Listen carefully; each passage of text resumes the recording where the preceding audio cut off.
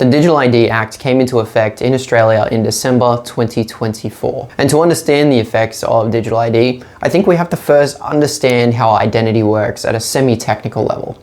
Now, I've worked in cybersecurity for about 5 years now, and I did about 5 years before that in technology or IT, so I think I have some level of authority on this subject. I wanted to explain it in a way where I guess it's sort of represented in the media in a certain way of what digital ID means, but I think that it has sort of a darker path, and it potentially is a cog in the wheel of the social credit score system. So I'm going to do my best to explain what identity is, how identity is going to be used as a platform of potentially control in this scenario, and then we'll talk about the digital ID bill and what's inside of it at the moment. So identity. It comprises mostly of what you would expect. It's your name, it's your age, your ethnicity, pretty much anything that you see on a driver's license or a passport. And we're going to be using Rosie as an example here, and she has an identity that's tied to her email address. She has all of those different pieces of information that we've already discussed: name, age, date of birth. So at home, you log into a platform with your email address that's tied to your information. And each one of those platforms should have a different password. Now, I know some people don't do that, but that is a security minimum requirement. So each one of these accounts is administered individually. There's no central control system around these accounts.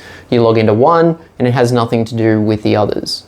This is a really hard way to manage and keep track of your identity. If you look at an example from your work environment, if it is set up correctly, your identity is what we call a centralized identity, which makes accessing applications really, really easy. You would have your one login email address, and you'd be able to access multiple platforms using that single email address. This is administered or configured by your IT guy. Now, he will go and configure your account, create your identity, and then go and grant you access to these applications. These are all fundamental parts of an identity. This is done by utilizing what we call an identity provider. And in this example, we can see that Microsoft is the identity provider, and they can do things like govern and control access and regulate the access that you have across all of the IT systems within your workplace. This makes it really easy, and it's actually best practice for anyone standing up an environment from an identity perspective, because it makes you able to reduce people's access, add people's access. So in a perfect case, if your account is set up correctly and the next day you quit your job, they can just disable your single identity and you lose access to all of those applications. So it's an easy way to offboard a user, revoke their access, and there's less implications. Where there are implications is when we talk about this in a broader sense from a government perspective and from an identity provider perspective. So in the scenario we just described, we have an identity provider, which in this case is Microsoft. But there are others like Google or a company named Okta. There's a few more in the marketplace. But in essence, these identity providers allow the configuration of your identity, which is then administered by your IT guy. If the organization you work for decides to fire you or change your role, your access to applications can be completely revoked or altered just by disabling that single identity. Now, I know I've repeated this, but it's a very, very important point. In the case of government digital ID, your identity provider is the government, and the IT guy is also the government. What does this mean? Well, whatever applications, services, or anything linked to your digital ID, which is used for you to log into those platforms, let's say Medicare, the ATO, or I can even see a future where this is linked to your social media accounts, your bank accounts. The government, as the identity provider, can cut your access because they govern and control your identity as the identity provider. This would divulge into complete control over your access and remove you from any personal or public resources. Like I said before, centralizing identities in a private sense at an organization is a really good way to govern identity. But when we give that power to the government, there's some other implications that come along with it, some of which I've already described. So as I mentioned earlier, this being a cog or a component of a social credit score system, this would be a mechanism of control potentially for access to any of the resources that you would use within your daily life. As I've already said, could be your social media accounts, could be your bank accounts. Right now they're limiting this, which we're just about to discuss, but I see a broader scope in the future, and if it's anything like the under 16 social media scope, well, we can see how that ended up. So the Digital ID Act of 2024 is a national digital ID framework, and it established an accreditation scheme for digital ID providers, with the Australian government being one of them. Currently, the scheme is advertised as secure, convenient, and voluntary to use or verify your ID online. In a nutshell, they want you to submit your personal documents to a single provider instead of having to produce them each time. Now, this claim is actually a really good thing, which means that if you go and get a loan from a bank or you go to a new healthcare provider, you won't have to produce those documents every single time because they'll be an essential source. Most of the information about the digital ID scheme is generally geared towards this as the primary function of the system.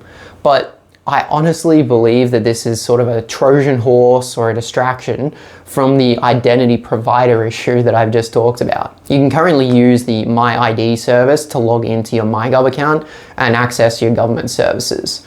So this is actually a live program that provides you access into MyGov, and you can go and sign up for it right now. So we can see that this is not just the ability to store your documents in a centralized source, they're actually using it as a login mechanism for some of your resources, which is the component of this digital ID that concerns me the most. So the scheme has a plan to mature over the next 2 to 3 years so that private companies can also be accredited digital ID providers. Right now, the government are the only people who can become accredited. Interestingly enough, with all of the pushback this bill got, their website actually stipulates this is not a social credit score system. And like I've said, this is true. This is a mechanism in a social credit score system as a use of control so that they can bar you from logging into your accounts or social media or stop you from accessing resources. It's a core component of that control mechanism. So in this graphic from the government, we can see that the documents that you can utilize in My ID. It includes passports, driver's license, and even a scan of your face. This is all bits of information that we spoke about earlier that sort of incorporates your entire identity, name, age, date of birth. All of the documents to verify you as a person. One of the current providers is Connect ID, who clearly show what I'm explaining. A provider in this case for energy can connect your bank and the energy provider. So this is a replacement for creating those multiple accounts with those multiple passwords associated with your email address. It's a central identity source. If we dive into the details about what information is collected, there's normal stuff like name, email address, but if you look at the bottom of the page, you'll notice they can see the pages you've accessed. Best case scenario is that during the transaction of your identity, they only see the single page that you're accessing. So if it's an energy system, they might just see a single page. Worst case scenario, you're logged into Facebook or Twitter, and they can see every single page that you've looked at, or even a Google search or a ChatGPT. It's not very clear, but if it's the latter, it does concern me quite a bit. Now, this is taken from a specific part of the digital ID bill for a systems administrator who works with an accredited digital ID institution. I'm not going to get into the details. Maybe it doesn't map up correctly here, but I just wanted to pull this out because I found it and it did concern me. So getting back to Connect ID. Most banks are already customers of Connect ID and apparently already using their services. It's pretty clear in some of their public statements and all across their websites. Connect ID is owned or ran by Australian Payments Plus, who I hadn't even heard of, where Connect ID's managing director, Andrew Black, was advising the New South Wales government on digital ID during his employment at Connect ID. It's unclear to me if Connect ID is actually a private company, because right now you're supposed to only be an accredited digital ID provider if you are a public company or a government institution, but somehow Connect ID is also a public but private. It's this weird, unusual space. If someone could explain that to me, I'd really appreciate it. Let's review why this is bad from a freedom perspective. Using a digital ID service to log into any platform, which is right now restricted just to a few services, enables the government or the accredited platform to become the identity provider. So as seen in my last example, the identity provider can determine which applications you can use. I suspect, and this is just a guess, Eventually, the government will pressure or just encourage all private companies to use my ID or a digital login to let people sign into their platform. This is what we call federated ID in technology land, where you can go to a website and instead of signing up with a new email address and password, you would have Google, Apple, and then you would see MyGov ID. You'd click on that and you would use your Australian digital ID to log into the platform. This is my guess. This is the future that I'm seeing. Why is this important and why do I think that this is the future? Well, right now the government is putting in the under 16 social media ban, which is making all companies get ID or a face scan or something to prove the age of someone, which means they're collecting all of these private pieces of information from everyone and they have to potentially store them. So these organizations are taking on a heap of risk because if they get hacked, someone's going to take all this data and it's game over. Right now, the government is pressuring private companies to take on the data, but they'll come through and they'll say, well, we have a beautiful solution for this. You can just use your MyGov ID to log into all of these platforms. You don't have to hold any personal data and your risk is a lot less for your organization.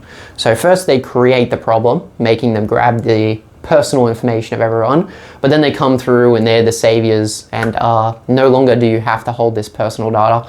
You can just use your MyGov ID, authenticate to the platform, and it'll be all good. When this comes live and when private companies can actually start using this service for people to log in using their digital IDs, I think that they'll snap it up like crazy. They'll think it's a great idea, and I think that people will find it much easier to log into these platforms too. It's going to be a click of a button. You don't have to have all different accounts. Everything can just go through your MyID, click, click, bang, you're logged in, not an issue. The way the government is approaching this situation, if it's the future that I do see and the one that I've just described, we call this nudging or manufacturing consent. And they're two little bits of information that if you want to go away and read, I think you can see where I'm coming from. So why is this bad from a freedom perspective? Well, right now, the government has to rely on Facebook and Twitter and all of these platforms to ban people if they don't think that they're doing the right thing. So the government has to go to the social media company and they have to say, we think this person's bad, you need to do an investigation, legal, blah, blah, blah, blah. Well, if they're the identity provider, they can just block you from going on. And they can just turn off your account. They can say, okay, when you go to authenticate against this application, no, bad luck. They're the IT guy and they're the identity provider. This is, like I said before, a mechanism of control. And it could be for any reason. It could be for a political reason, it could be for something that you've committed, or it could be for social credit. Finally, let's look at the propaganda messaging.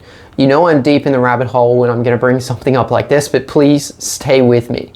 And just remember, this is going to be a slow burn. People will adopt it because it makes it easier to log into platforms, and the companies will adopt it too because it provides less risk for them to hold any information about users. So the propaganda messaging. The digital ID right now is voluntary. It's not mandated, you don't have to use it. They're going to be making it very, very hard for you not to use it because of its simplicity and because the platforms might just decide it's an easier way to do things. Digital ID currently is secure and convenient, very similar to messaging I've heard previously. Trust in regulation, so there's an accredited system right now to become a digital ID provider. Dismissing the social credit score conspiracy theories. None of them have ever come true. Gradual rollout. And finally, a single place for all of your documents, which will expand over time. Now, you might think that this is crazy, and I'm totally okay for it to be crazy. If this video ages like milk, and you guys come back in 3 years and told me that none of this has happened, I will be over the moon. I'll be more happy than anyone. But based on what I've seen from the government over the last 5 years, and I've been paying attention, and what I've seen in technology, I can see that this is the future. If you like this video, please like and subscribe. It does help me very much. I'm trying to get monetized. Watch some of my other videos. I'm going to keep making videos about technology related items within the news. Digital ID bill was one of them. I talked about the under 16 social media ban. And as they keep rolling through with all of this new technology change, I'm going to do my best to show you guys my interpretation of this because I don't think anyone's interpreting it like this at the moment. I think I have a unique take and I hope it's helped you understand how this all fits together. Thank you.